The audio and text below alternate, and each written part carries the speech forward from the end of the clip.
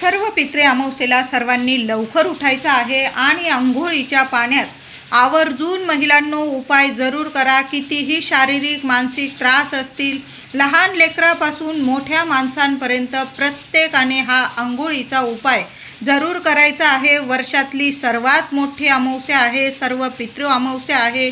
कितीही नजरबाधा असू द्या, तुमच्या आयुष्यात काही अडीअडचणींना तुम्ही सामोरे जात आहात, संपूर्ण नष्ट होईल। शारीरिक मानसिक त्रास दूर होईल, आजूबाजू किंवा मनात काही नकारात्मक भावना असेल तुमच्या, नष्ट होईल असा हा उपाय आहे।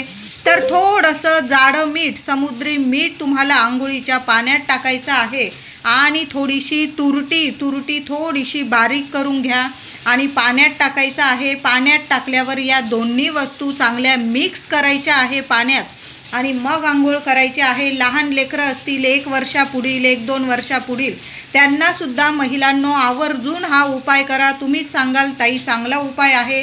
प्रत्येक अमावस्येला, दर अमावस्येला तुम्ही तुरटी आणि जाडं मीठ, समुद्री मीठ, माता लक्ष्मीला प्रिय आहे। तुमचा शुक्र ग्रह, चंद्र ग्रहसुद्धा मजबूत होईल। पैशांच्या काही अडीअडचणी संपून जातील, पैसा येऊ लागेल, लक्ष्मी आकर्षित होईल आणि जी काही नकारात्मकता असेल, कुणाची नजरबाधा झालेली असेल, क्षणात नष्ट होईल आणि बघा तुम्हाला चांगले म्हणजे प्रगतीचे मार्ग खुले होतील।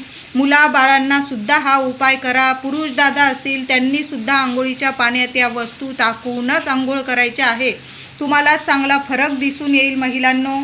त्याचबरोबर आंघोळीनंतर सर्व पितरी अमावस्येला थोडीशी काळी तीळ पाण्यात टाका आणि महिला असतील, पुरुष दादा असतील तर सूर्यनारायणाला, जरी पावसाळा आहे तुमच्याकडं पाऊस नसेल, सूर्यनारायणाचे दर्शन झाले तर आवर्जून छोट्याशा भांड्यात पाणी घ्या, चिमूटभर तीळ टाका आणि त्या तीळ मिश्रित पाण्याने, काळी तीळ मिश्रित पाण्याने सूर्यनारायणाला अर्घ्य द्यायचा आहे।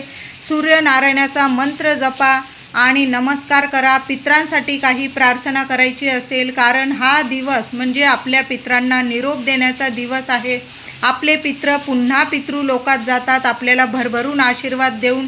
तर पितरांसाठी काही प्रार्थना करायच्या असतील, मुलाबाळांसाठी काही प्रार्थना करायच्या असतील तर सर्व बोलून आपल्याला सूर्यनारायणाला अर्घ्य द्यायचा आहे। काही नाही बोलला, फक्त सूर्यनारायणाला अर्घ्य दिला ना तरीही चालेल, पण सर्वांनी सूर्यनारायणाला काळे तीळ टाकून अर्घ्य जरूर द्या या दिवशी।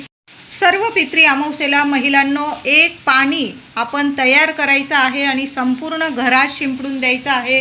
दुसऱ्या दिवसापासून घटस्थापनेला सुरुवात होणार आहे। आपलं घर इतकं पवित्र करून ठेवायचं आहे की माता लक्ष्मी आणि आपली कुलदेवी आपल्यावर प्रसन्न झाली पाहिजे। तसं पण आपण नवरात्र